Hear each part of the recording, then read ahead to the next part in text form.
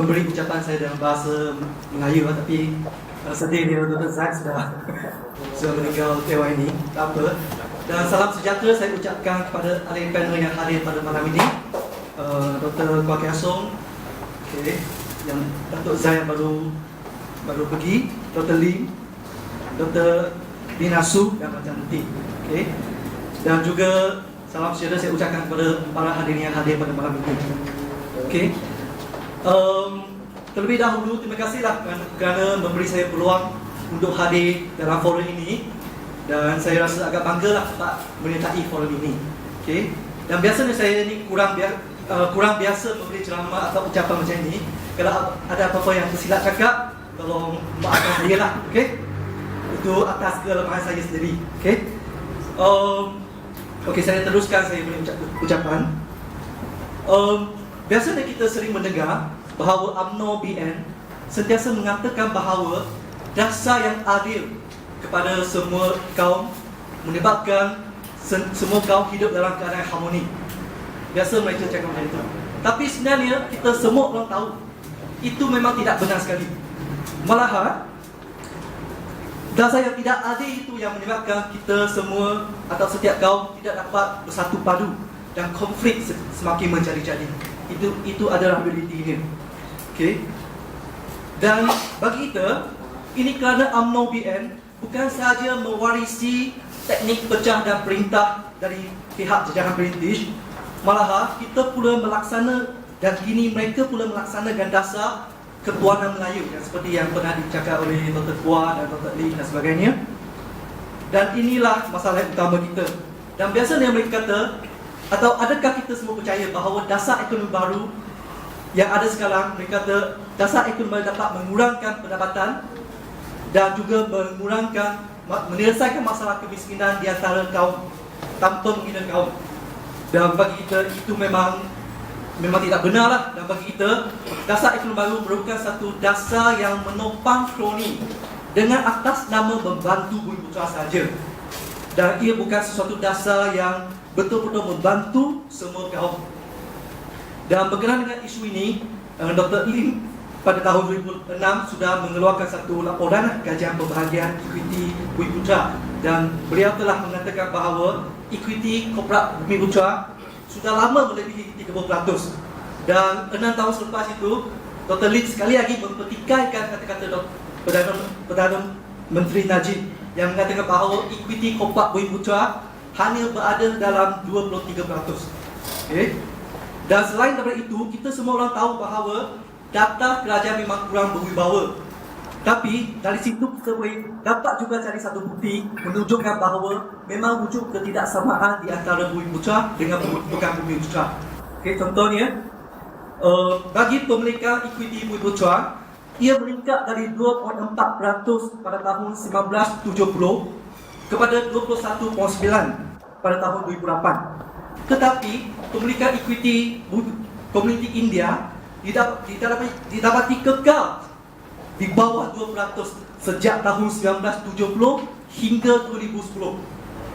Kenapa berlaku masalah macam ini? Tambahan lagi, sekarang menjadi semakin teruk. Contohnya kita tengok isu pembelaan lembu.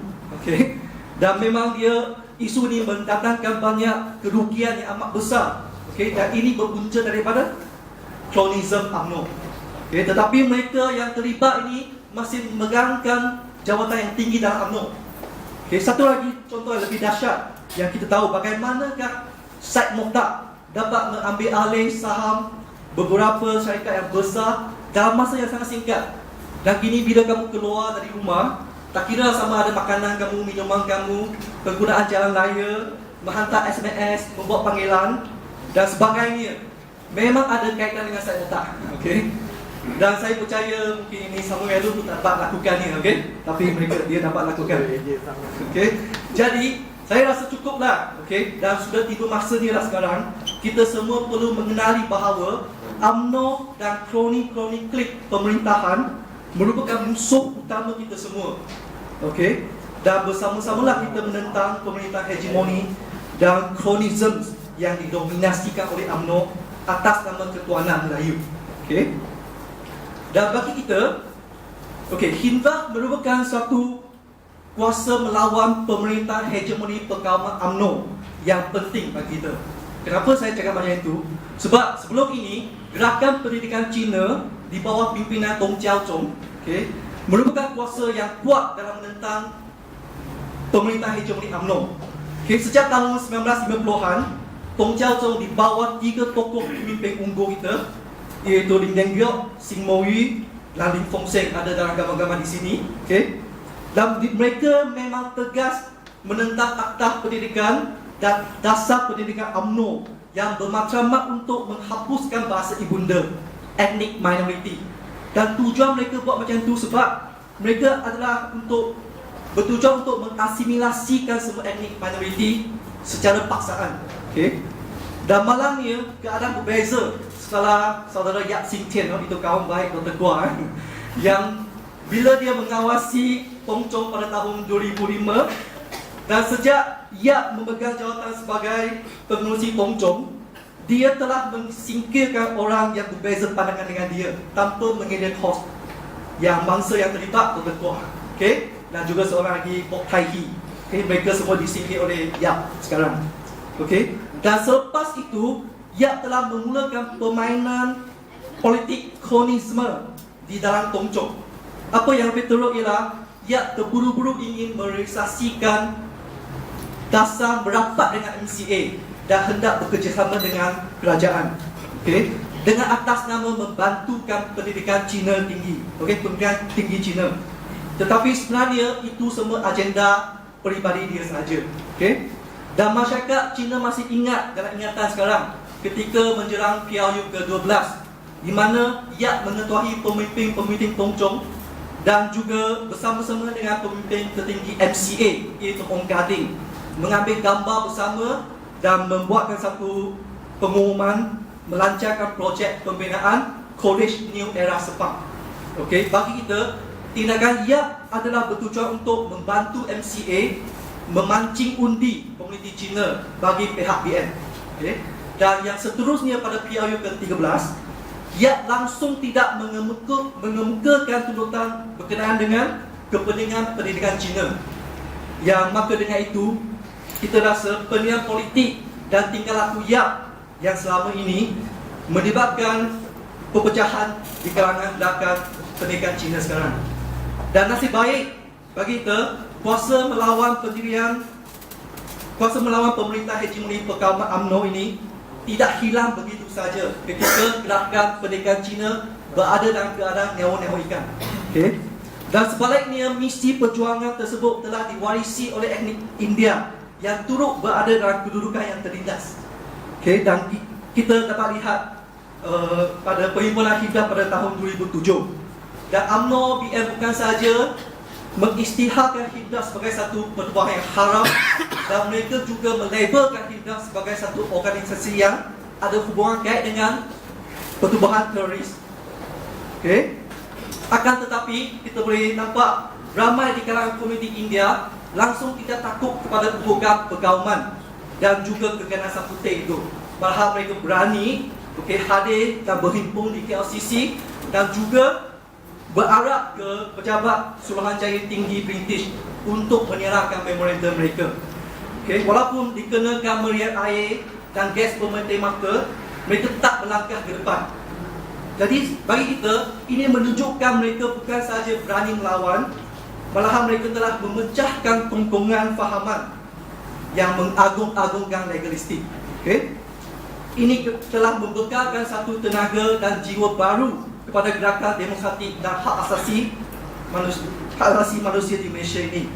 Jadi oleh sebab semangat yang berani berjuang dan berani berkorban itu, akhirnya pejuang mereka telah memaksakan kelis pemerintahan mengakui kedudukan sahih mereka.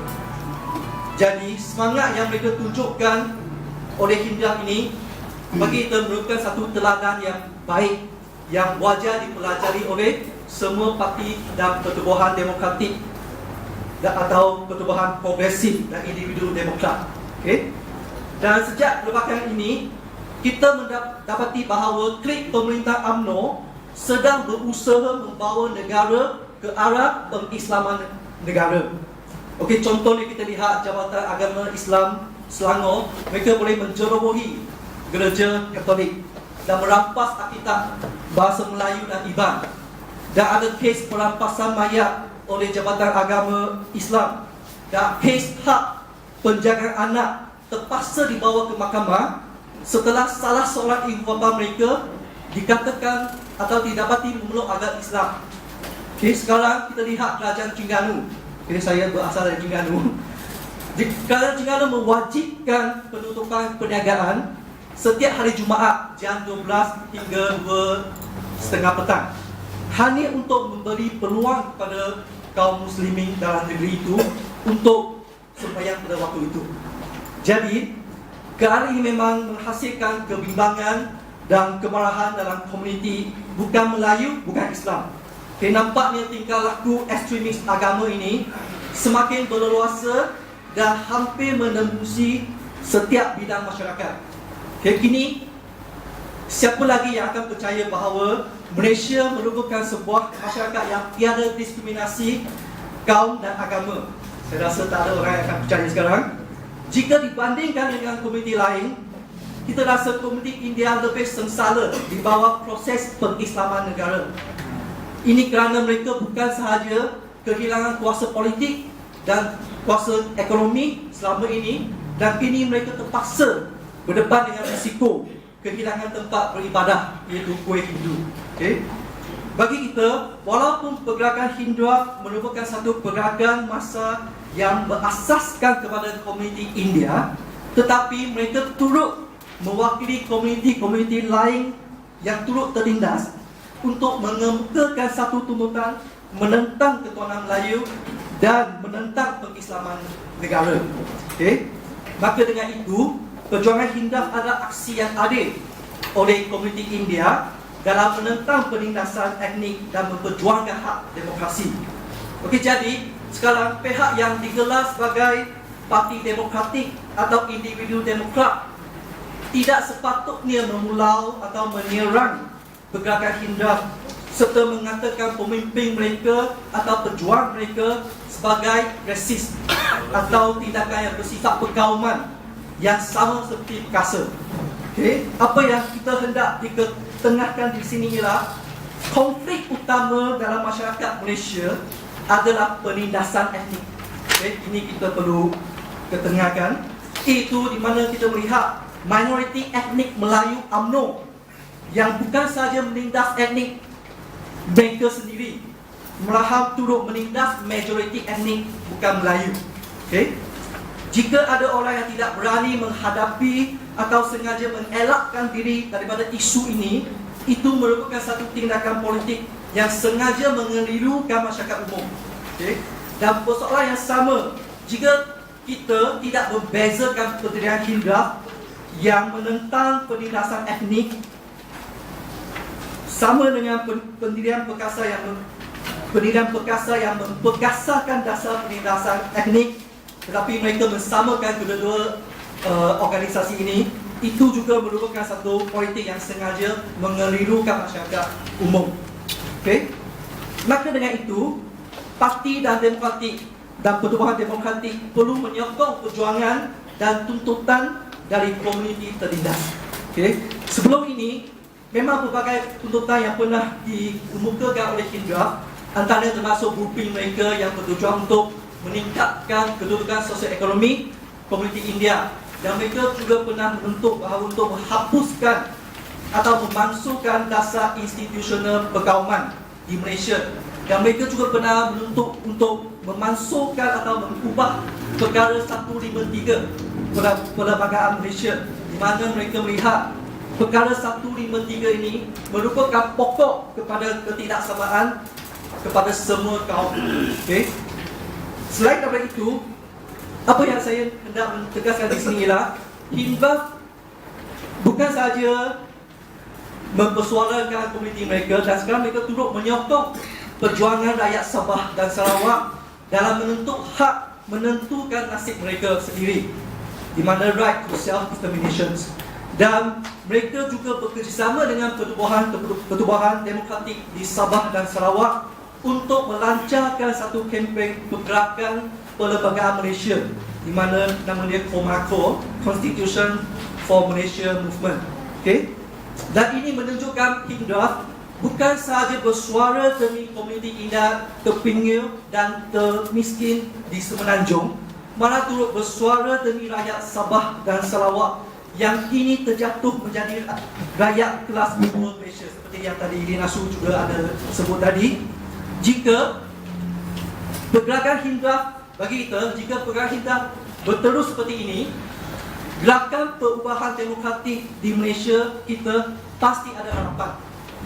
Okey, ini kerana Hindraf akan membentuk pakatan dengan pertubuhan demokratik yang mewakili kepentingan komuniti Cina dan juga kepentingan kelas tertindas komuniti Melayu, dan kami percaya gerakan perubahan demokratik hanya akan berkembang maju apabila semua etnik yang tertindas, termasuk masa dan pemimpin dari kelas tertindas etnik Melayu, okay, masing-masing berada dalam kedudukan yang sama rata dan saling menghormati, okay, baru boleh berjaya.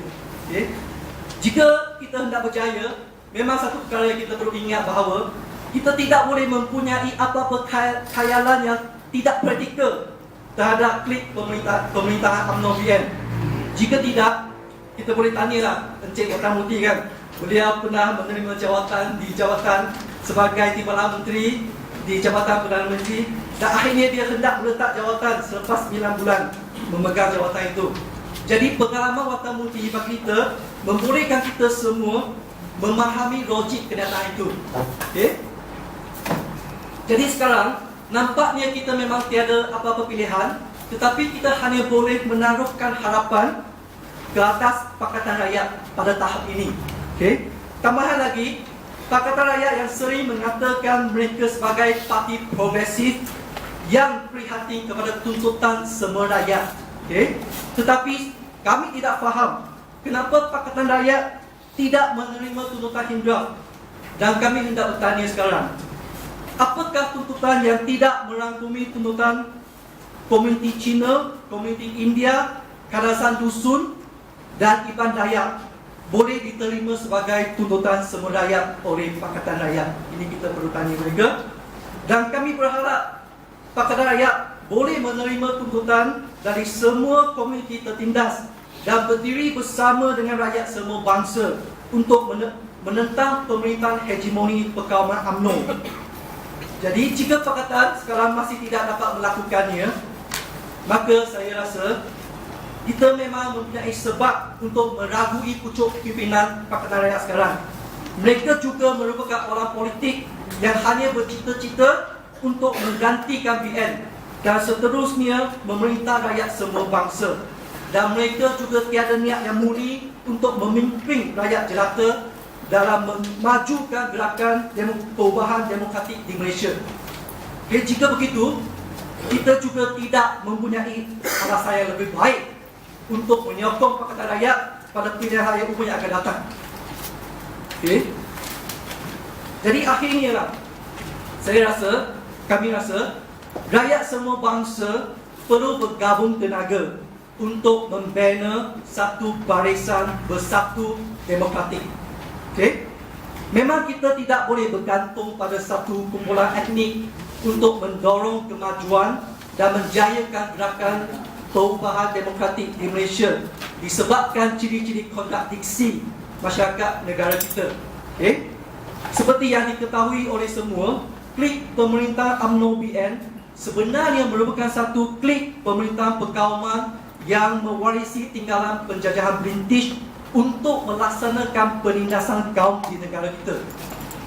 Jadi UMNO BN yang mewakili dan melindungi kepentingan mereka, sebenarnya bagi kita UMNO dan BN sebenarnya mewakili dan melindungi kepentingan kelas raja-raja Melayu, di mana kita kata era pemerintahan feudal Melayu, dan juga mereka mewakili dan melindungi kapitalis birokrat Melayu dan juga kapitalis komprodo yang berkhidmat kepada kapitalis monopoli luar negara dan menghasilkan rakyat semua bangsa di negara kita secara terus. Jadi maka dengan itu, etnik minoriti dalam negara termasuk etnik Cina, India, Karasan Dusun, Iban Dayak dan lain-lain etnik serta semua kelas dan lapisan dalam etnik Melayu yang sebenarnya turut diperintah oleh UMNO BN. Di mana saya kata selain daripada klik dan lapisan pemerintah etnik Melayu, okey, merupakan sasaran pemerintahan dan pengeksploitasian klik hegemoni UMNO BN. Jadi maka dengan itu, musuh utama semua atau rakyat semua bangsa yang diperintah dan ditindas dalam negara ini ialah klik pemerintah UMNO BN. Okey? Dan maka kita tidak boleh hanya bergantung kepada kemunculan penyelamat dalam komuniti Melayu untuk menyelamatkan demokrasi Malaysia. Okey? Malahan kita perlu berwaspada dengan pemikiran dan tanggapan yang salah itu, seperti sesetengah orang yang menaruh harapan sepenuhnya kepada pemimpin politik etnik Melayu dan menganggap pemimpin politik etnik lain sebagai kiasan saja. Jadi kita perlu berwaspada dengan pemikiran macam itu. Apa yang kita sepatutnya buat ialah untuk menamatkan pemerintahan hegemoni perkawaman UMNO BN, kita perlu membentuk sebuah barisan bersatu yang berbeza dengan Pakatan Rakyat sekarang, di mana Pakatan Rakyat hanya dianggotai oleh 3 parti pelbagai saja. Okay, malahan kita perlu menyatukan semua pertubuhan dan parti politik demokratik, memang termasuk Pakatan Rakyat, dan juga pertubuhan agama dan para demokratik dan lain-lain. Itu sebuah barisan bersatu yang meliputi semua etnik, semua lapisan masyarakat, semua agama dan kepercayaan untuk membawa gerakan demokratik dan hak asasi manusia negara kita ke landasan yang betul. Okay? Dan hanya dengan cara itulah rakyat semua bangsa baru boleh mempunyai peluang untuk menikmati kebebasan, demokrasi dan hak kesamarataan. Jadi akhir kata, ucapan tadi hanya merupakan sedikit pandangan daripada pihak kita dan iaitu sahabat rakyat Malaysia, dan kami memang sudilah mendengar pandangan-pandangan dari pihak yang lain. Okey, dan terima kasih.